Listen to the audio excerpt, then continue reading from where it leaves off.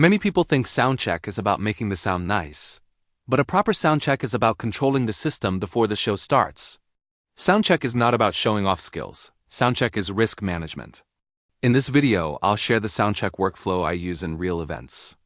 Not theory, but a method that is safe, repeatable, and professional for live bands. If your soundcheck is wrong, the show only survives.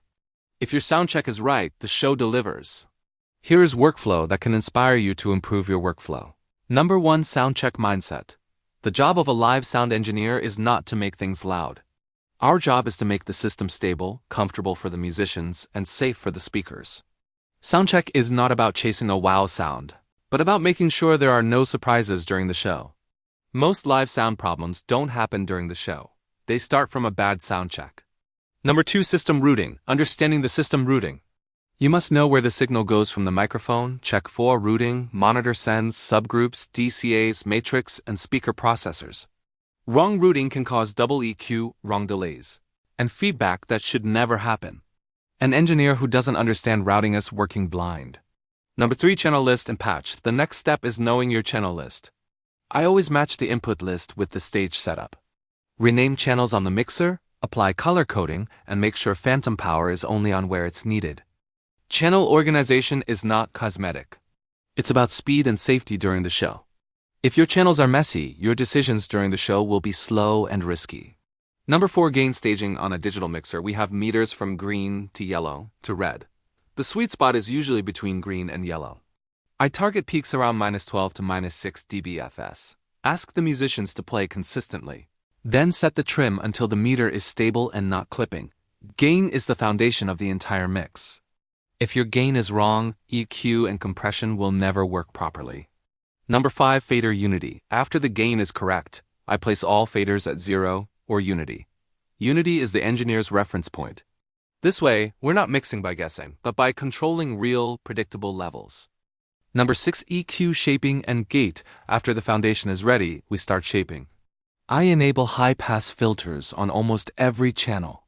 Then I cut before I boost. Mud usually lives around 200 to 400 Hz, and harshness around 2 to 4 kHz. EQ is not about making things pretty, it's about placing instruments in the right frequency space. For drums like kick, snare, toms, and floor tom, I use gates. A gate is not to kill the sound, but to clean the context. Attack should be fast but natural, hold stable, and release must not cut the fundamental tone. Number 7, compression. I use compression to control dynamics, not to chase loudness.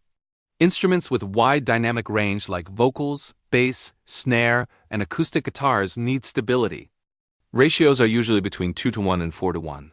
Normal gain reduction is around 3 to 6 dB. Attack should not kill the transient, and release should feel musical.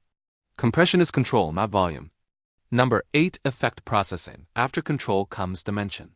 I send reverb and delay through O-sends, not inserts. Vocals need space, not mud. Delay can be synced to the song tempo. Reverb should be light so articulation stays clear. Effects are not decoration. Effects are depth. Number 9, balancing and grouping. Now we balance the mix. Kick and bass must work as a team. The vocal is always the main reference. Other instruments support, not cover it. I use DCA or VCA groups so I can control the mix quickly during the show. Professional engineers control with faders, not excessive EQ. Remember, don't forget to do panning. Mostly pan gives every instrument to sound in place, not masking the other instrument. Number 10, master safety on the master bus. I always insert a limiter. A limiter is not for pushing volume, it's for protecting the system. The ceiling is usually set around -1 dB, and gain reduction should not be excessive. I also use EQ on the master. High pass around 30 to 40 Hz, and low pass around 12 to 16 kHz.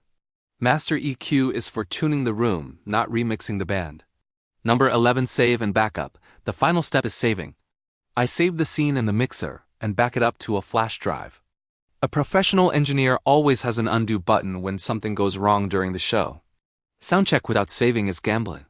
Finally, a good soundcheck is not about sounding amazing.